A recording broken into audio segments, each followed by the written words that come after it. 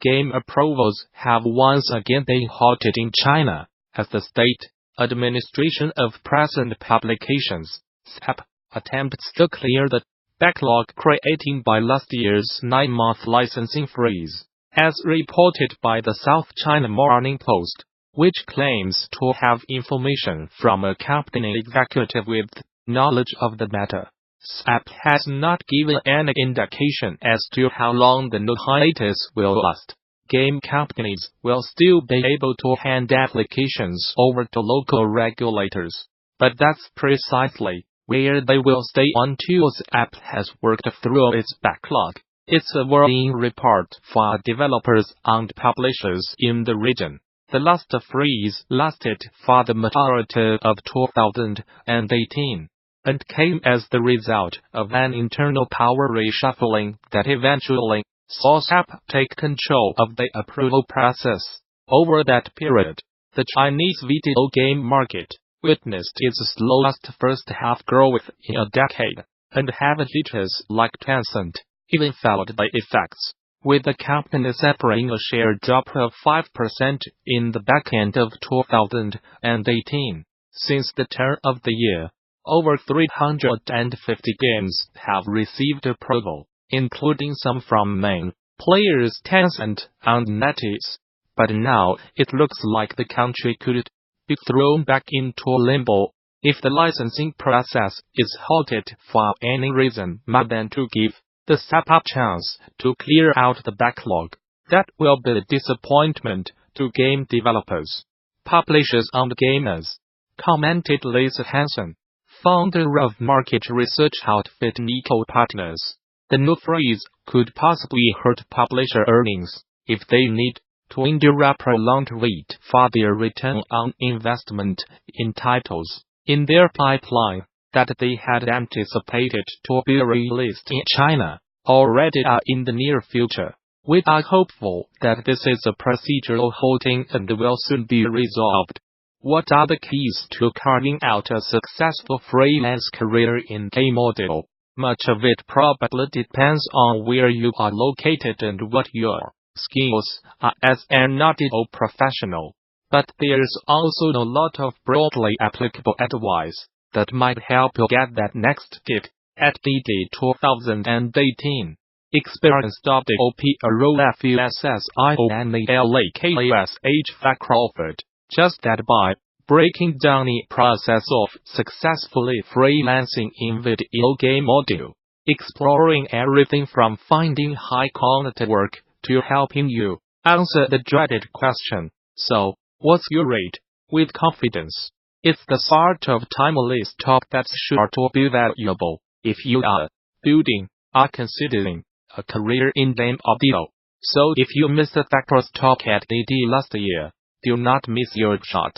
Do not watch it for free via the official DD YouTube channel. In addition to this presentation, THEGDC Vault and its accompanying YouTube channel offers numerous other free videos, audio recordings, and slides from many of the recent game developers conference events. And the service offers even more members-only content for DD Vault subscribers.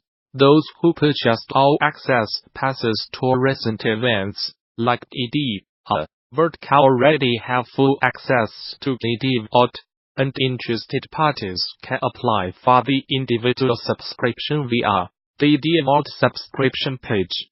Group subscriptions are also available. Game-related schools and development studios who sign up for DD Vault Studio subscriptions can receive access for their entire office or company by contacting staff via THEGDC Vault Group subscription page. Finally, current subscribers with access issues can contact DD Vault technical support. Gamasutra and DD are sibling organizations under parent company Informa. This interview is part of our Road to DF series. You can find the rest by clicking here. The Haunted Island, a frog detective game. The Haunted Island, which has been nominated for Best Student Game in 2019. follows a nice amphibian detective tour and its land of spooky, mysterious, and tearful animal friends. Gamasutra spoke with Grace Bruxner, developer of Fear Haunted Island, to learn about what thoughts go into creating a welcoming community for players to visit with the game, the silliness that came with trying to make noir a little less serious, and the power behind a smile. I am Grace Bruxner and I am the creative lead on the Haunted Island, a frog detective game. I made the majority of the game, including art, narrative, and design, with programming by Thomas Boker, and a wonderful soundtrack by Dan Golding. I have made a few games before. The best known are probably The Fish Market and Alien Casino, which were both 3D museum diorama-style games. Alien Casino specifically brought me into a more public eye, and was exhibited at a bunch of festivals and exhibitions worldwide, which was very cool for a tiny act like me. I studied for the past 3 years, doing game design at RMIT, and made The Haunted Island during my final year capstone project, graduating shortly after. Also, at the start of my second year, I got a job at the Melbourne-based games company Lego Geeks, and I have been there for almost 2 years now. It started with wanting to make a game about a frog detective, because I thought it deep fun to have a game that was like Long Noir, but way less serious, with the same style of music and story, but nothing bad ever really happening. I told my partner Tom about this idea in mid-2017, and it kinda stuck around for a while. I made a plan for a game set in a beach town, where something had been stolen and there would be multiple endings, depending on who you thought was the culprit. That scope was way too big, and I wanted to scale it down for a style and mood test, and that's where the Haunted Island began.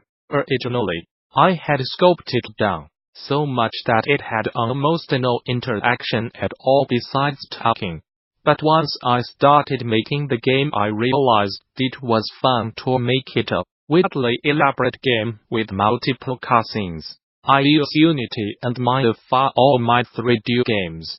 For this game, I started out by making the island, populating it with trees, rocks, grass, and water, as well as a first-person camera controller. This was to get a sense of the scale.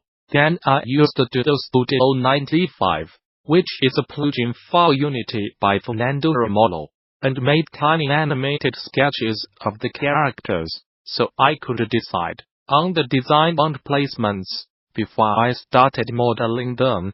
A lot of my design for this game came from wanting to contrast non-camera angles, music, and mood with a very non-threatening, welcoming environment and cast of characters. I think a lot of that has to do with the gentle color scheme, and the fact that everyone is smiling all the time. My 3D games since day one have had smiling faces, because I think it's funny. My first ever 3D model was of a fish with a smiling face and blinking eyes, and I thought it was the funniest thing ever, and I have kinda stuck with that aesthetic ever since, even having spent 3 years getting better at 3D. The most important thing for me about making a community within a game is to make sure the characters have a purpose for being in a space. This does not necessarily mean that they have to be contributing to the space, but that they are around for a reason. For example, the majority of the scientists have no idea what their job is or what they are supposed to be doing. But their purpose is to stand there and look busy, and they will tell you all about it. Even the sad or anxious characters have a reason to occupy their space. Mo has a great vantage point to look at Mystery Monkey. In 9, through the trees, Colon refuses to get out of the water because of the ghost, and Fresh X has found a relaxing, private spot to have a rest, because I had not written dialogue before in a game. I felt like I had to write these characters from my own experience, without making them too similar, or too much like myself. My strategy for this was to take parts of my personality and anxieties, and assign them to each character. Mo has my self-doubt and shy nature, and Martin has my stubbornness and fixation on believing things to be true without evidence. Each other character has something similar, positive or negative. Most characters have some sort of vulnerability that I have in myself. When they are contrasted with the detective, who is very logical and kind, it became easy for me to write the characters, because it felt like I was having a conversation between my logical brain and my illogical brain. Just the circumstances were made up. The detective and the player are both there to help. And talking to characters who are a bit afraid or fragile means that the to look after them is stronger, making the detective firm, but it kind also means that the game is challenging these traits in each character, without making fun of them. Talking about it like this kinda makes it sound like a super serious game, which it absolutely is not. But I did put a lot of thought into how the characters treat each other and how to make those interactions gentle. I really genuinely thought I would struggle with this. I think maybe I cheated a little bit, because the mystery is kinda arbitrary, and it would not matter too much if it was spoiled too early. I definitely had playtesters who guessed the ending straight away. To me, this does not matter much. It's not a mystery game in a traditional sense. It's a game about talking to characters pretending to be a mystery game. It's about the ride. There's also the fact that nobody except for Larry has literally any idea what's going on, so hiding the mystery was never a huge problem. There's a bit of foreshadowing